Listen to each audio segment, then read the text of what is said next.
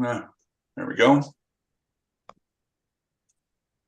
Good morning, everybody. We're going to commence the meeting at 9:35 and welcome everybody this morning. We're still waiting for a couple additional members to possibly join us, but we will proceed with the agenda at this time. So moving through the agenda overall, point 1 is approval of agenda. 1.1, introduction of late items. If I can have a mover to approve the agenda for the December 8th meeting, please. I'll move. Seconder? Second. Okay. Any questions or revisions proposed to this agenda? Seeing none, all in favor? I guess that's just Aye. Thank you. We have a minutes. Chair, just a quick moment. I just found John's phone number, so I'm going to try giving him a call. So If you would, please. This has happened before. Yeah. Okay. I appreciate that. But we'll keep moving forward at this point. Point 2, adoption of minutes. 2.1, minutes of the October 6th FAC meeting. The recommendation is to adopt those minutes, or the minutes of it held be adopted. If I could have a mover, please. And a seconder. Thank you, Andrew and Allison. Any questions or revisions proposed to those minutes? I think there's a small typo on page 6, under Westside Water Systems. I think it should say a second well. Okay, thank Yeah. you. Okay, so that can be adjusted. So Yeah. it's a minor point, but as amended. So the proposal is that we adopt those minutes as amended. Any further comments or questions? No. Seeing none, all in favor, please. Aye. Thank you. We'll now move on to 3 public comments. And Sophie, I don't think that we probably have any right now. There are none logged in on Zoom, no. Okay, thank you. So we'll then now move to the audit planning. Section 4 and 4.1 is the audit planning letter for fiscal 2023. And I'm pleased to welcome Matt and Ken today from BDO, who will be joining us to provide and address any comments and questions, as well as provide perhaps an overview. Copy was provided to committee members prior to the meeting to allow everybody to go through that information. And just to note that the lead engagement partner, Christine Simpson, is away, not available for this meeting. And I confirmed with her that we did not have that expectation she would be required to attend for a remote location. And one thing to commence on this particular point, I would like to also make a notation to the fact that she addressed with me our interest in retaining her as the engagement or lead partner for this particular audit. And I've advised her, from my perspective as chair, that I had no issues with her continuing as lead going forward. I think there's a good relationship established, and I think it's the benefit of everybody involved that you continue in that role. But also appreciate the expertise that Matt and Ken provide to this. So, and for the purposes of this meeting, so I will ask Matt, I guess Matt, or whoever, are you going to go through it at all? Do you want to just do a high overview on this? Would be fine. Okay. I'll share my screen and we can do a very quick overview. Of Thank you. Can you speak up a bit, Kaya? Yeah, it's a little quiet. Yeah, but maybe I'll, is it better now? I'm a little bit closer. My face is really large now in the screen. A little bit closer Yeah. to my computer. That's better. Yeah, that'll be fine.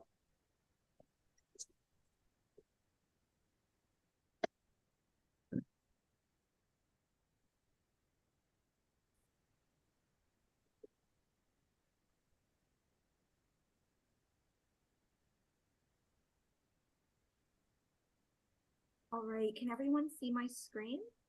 Yeah. Yeah. Okay, great. So thank you very much for the introduction.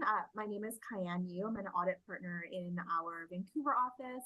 I work with Christine quite a bit, so I'm very happy to not replace her, but to give this report on her behalf while she is enjoying her Christmas vacation. And I do have Matt Sty, our senior manager here, on the presentation as well, and he will be speaking to some audit risks later on in this report.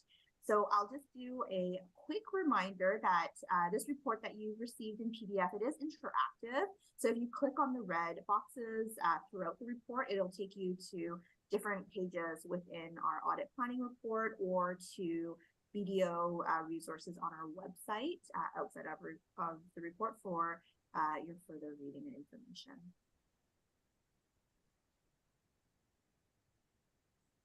So in terms of the audit team, of course, you know Christine and Matt. We also have Darren Taylor available to assist in the audit. Darren Taylor is a tax partner in our Vancouver office, and he specializes in assisting our public sector clients, including municipalities, on any indirect tax matters that your organization may face. And he's a very great resource that we use quite often. Surprisingly, lots of GST issues do pop up when it comes to local government. And then we have myself here available to assist Christine in any matters where she does need my assistance. Excuse me. And Bradley Schmidt, who is our IT consultant in our firm. You may remember discussions in previous years with respect to revisions in Canadian audit standards requiring much more in-depth work required over information systems or IT systems involved in financial reporting. And as a result of that, us needing to actually test these systems. So Bradley is on our team to assist with that.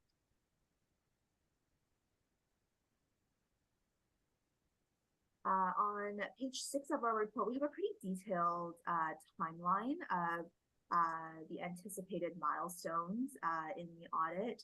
We do really try our best in collaboration with management to set out these timelines so that we can achieve an efficient and successful audit.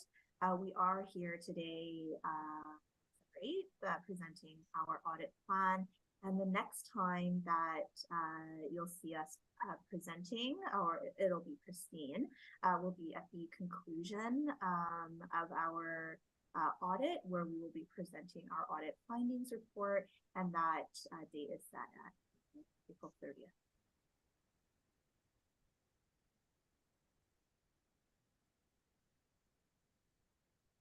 In terms of the scope of our engagement this year, we have been engaged, obviously, to audit the financial statements of the municipality for the December 31st year end, in addition to the draft independent auditors report and our audit findings report that you'll see the next time we meet each other. We will also include a management letter if we do find any control deficiencies or operational improvement points noted during the audit. We will prepare recommendations for the consideration of management in this committee.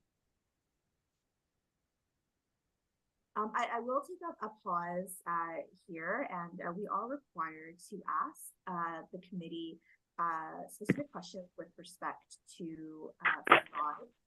It's not within the main purpose of the audit is not to specifically identify fraud, but we are required to address the risk of fraud within any audit performed. So based on our conversations with management, we are not aware of any instances, known or suspected instances of fraud during the year, but I will take a pause to ask the same question of this committee, whether or not there are any issues of fraud that you would like to bring to our attention. Okay. Any comments or questions or statements relative to that position?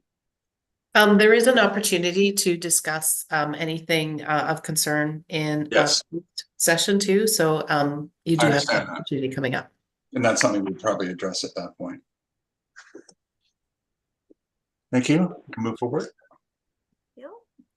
And I will pass it on to Matt, who will go through our significant risk areas at a very high detail. So these are areas that some of the areas we focus in during the audit, either due to professional requirements to look at them or because of the materiality of the transaction or balance. This list isn't exhaustive. We do look at many financial statement areas in the financial statements, but these are the ones that have a particular focus due to the risk. So I'll pass it on to Matt. Yeah, thanks. Yeah, and since we have a lot of familiar faces and the municipality's pretty stable year over year, you'll tend to see that a lot of these risks are carried forward from last year. We still deem these as significant, but they may be familiar to you as I go through them. There are a couple that new ones this year that to spice it up a little bit, but overall, you're going to be familiar with some of these things. First one being the risk of fraudulent revenue, which is a mandatory audit consideration. So, we have to consider revenue as a fraudulent item, but based on our understanding of the municipalities' revenue streams, we've rebutted this risk as a significant fraud risk. However, we will be looking at some revenue streams that are considered more complex, particularly things like grant revenues and the completeness and recognition of capital grants and things of that nature. And then if you're curious of what we're going to do with the risks, with those risks, these are going to be our audit approaches, but I'll spare you how we're going to approach those risks. You can, if you have any questions, be happy to answer them though. With the tangible capital assets, you have some major projects on the go with the community center, water treatment plant, and the water infrastructure. So these are significant projects. So we want to make sure that these are properly recognized, and as well as how the useful lives are determined on these projects, which kind of flows into our treatment of amortization. So then the next slide would be, staff salaries and benefits. This is probably your single, we'll fix that typo, single type of expenditure that covers that of your operation. So it's your largest expense. So we will take particular interest on that and how it's allocated throughout your municipality in your segments. Developer permits and contributions, similar to grant revenues, it's more complex in nature. So we will spend a little bit of time to ensure they are recorded accurately and they are complete. Another mandatory audit consideration is the override of internal controls. So, management does have that unique opportunity to perpetrate fraud through the use of things like journal entries. So we will be investigating manual journal entries and making sure that there's no issues surrounding manual journal entries. And then the next slide, these are the two new ones this year, the adoption of PSAS 3280, asset retirement obligations. And so this is a new one that we can dive into a little bit later, but so it's a new standard implemented by municipality. It requires significant estimation for any future expenditures and legal obligations surrounding the retirement of any of your existing tangible capital assets. So since it's a new standard and it's so there will be some presentation disclosure issues that we'll have to address, as well as identification of any of these obligations. And another new adoption is PS 3450 financial instruments. Establishes, you know, the how financial instruments are recorded on the statements. I don't see a huge issue here. It's just, since it's a new standard, it's something that we need to pay particular close attention to. And I think those are all the major risks that we are going to tackle this year. So I just wanted to impress upon the importance of the new accounting standard PS 3280 asset retirement obligations. This is a very significant change in public sector accounting standards, especially for municipalities that do have significant amounts of infrastructure. This is a very resource.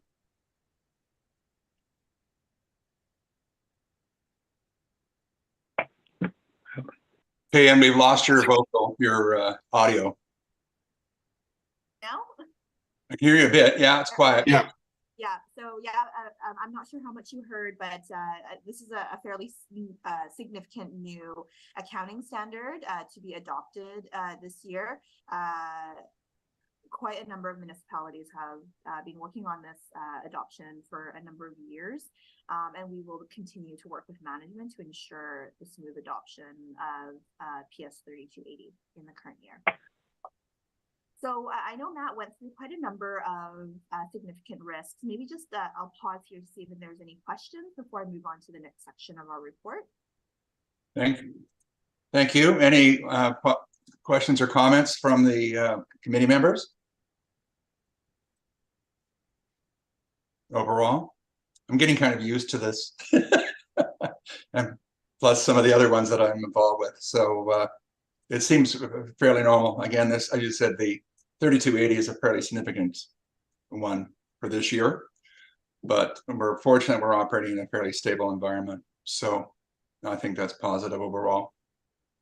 So seeing no questions or comments, please keep moving on. Thank you very much. So our next section is with respect to our materiality level. So materiality dictates the amount of audit work we perform in the audit. We have selected or calculated a materiality level for planning purposes of $1,700,000 based on 2% of tangible capital assets.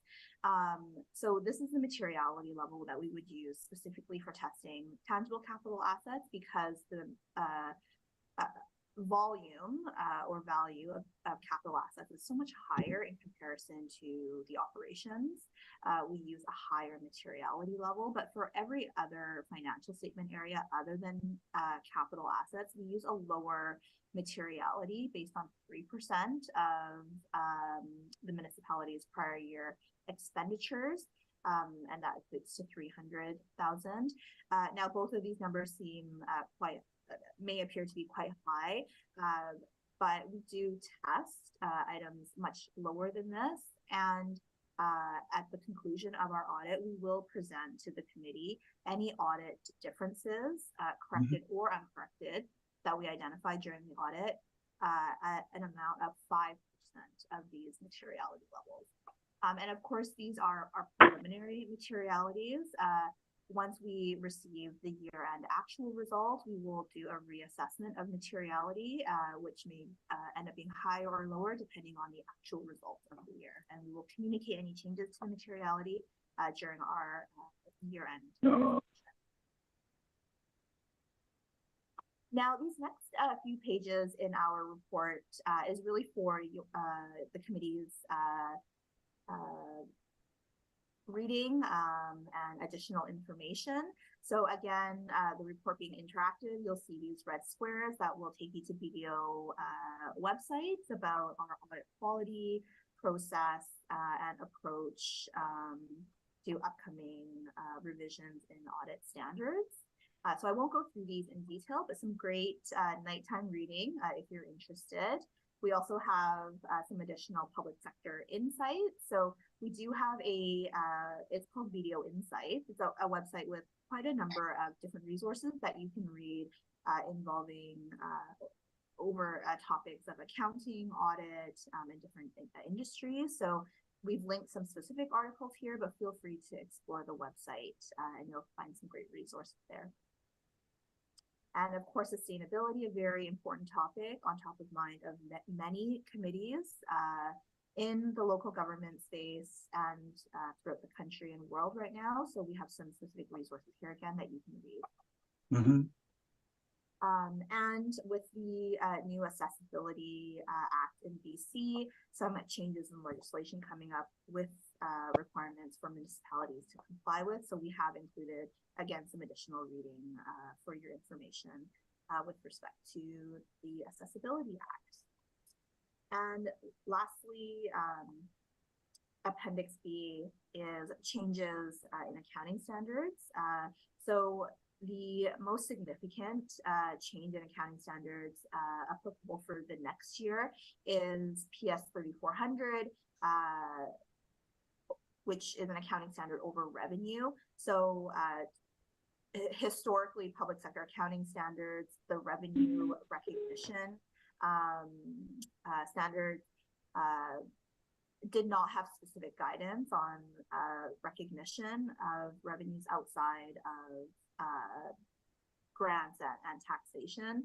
So as municipalities and public sector organizations become more complex in their organizations and offering different revenue streams, this guidance has been established to provide more specific rules over revenue recognition, which are more consistent with IFRS accounting standards, which requires identification and assessment of performance metrics. So again, this will be applicable to the municipality in the next fiscal year. And again, we will work with management to ensure a smooth transition of this standard. So with that said, that brings us to the conclusion of our presentation. I'm happy to answer any questions. Thank you, Ken. I'll now turn it over to the committee for any questions that may be coming forward from this. So I'll give it a minute. I haven't seen or heard anything. John, Fred, Well, I've got, in your testing for the capital assets, I mean, one of the issues we've had in the past is we haven't picked up roads and things that have been transferred to us when a subdivision's been approved. And those are well under the 1.7 million usually. So that's something that will still be looked at and tested. Yes, the completeness of capital assets and developer contributions is something that we do test, especially because capital contributions is an income statement item, and therefore we would use the lower materiality to test that. But yes, that is something that an area that we do test as part of the audit. Thanks. Okay, thank you. Any other questions or comments? Seeing and hearing none, we'll now move on to the recommendation. I want to thank again Ken and Yeah. Matt. I'll get to that. Yeah, a little slow off the take here. Some morning meetings. Anyway, to Matt for their presentation today. And the recommendation is that the FAC receive the audit planning letter for the year ended December 31st, 2023. And I'll move that. Thank you, Allison. Seconder, please. Second. Thank you. Any other questions or comments? Do we usually see the engagement letter itself in this presentation? I'm just going to ask that. I saw that it wasn't included in the presentation. Yeah, we should have attached it to the appendix, so I apologize for that. But I can. Okay. Go Yeah, ahead. it was attached to the presentation and we removed it for the public presentation. Liam sent the engagement letter, and if you would like to see it, certainly we'll happy to forward a copy to you. Okay, that'll be fine. Thank you. Okay, so no other questions or comments? All in favor of the recommendation that we receive the audit planning letter? Thank you. That's passed. We're now going to move to. Is that John down on the phone? Did he say aye? Well, I haven't heard. Hi. That is John, eh? Yeah, I've been here a while, sorry, and I'm saying aye. Okay, thank you, John. And, okay, thank you. We'll now move on to 4.2, which is a move to close the meeting to allow the committee members to have a conversation with the, I believe, with the auditors themselves. So moved. Thank you. So we'll do that. So Was there a So- seconder to that motion? I don't think we have to, no, Yeah. this is just moving to a close. Do we have to have a mover and seconder for that? Yes, It I'll is move a it. motion, yeah. Thank you. Okay, Allison then, thank you. You can second it, John, Fred. Yeah. Okay. I think we've already got that. And just for the sake of everybody else that will come back into the meeting, we'll take 10 minutes, allow for 10 minutes. And we'll come back at 10:11 back into the open meeting to reconvene at that time. So let's move into the closed meeting then, please. So I believe the recording stops at this point. And Yes, so what I'm going to do is I'm handing the host over to Councillor Morse, and then I'm Okay. going to stop the YouTube. Yep. And Oh, hopefully, what? sorry, I Sorry? haven't done this. I haven't done this before, so I'm just because this is the point where we're gonna staff are gonna walk away, and so it's Yeah. Councillor Morse Oh. is gonna. Yeah, it's just the committee members and the auditors, just for a Yeah. couple of minutes to allow for any. Exactly. oh, yeah. so sorry about this. Allison, I made you the host, but now I can't stop the YouTube. Can Oh, you make me well, the how host the heck again? do I do that? Top left, there's a little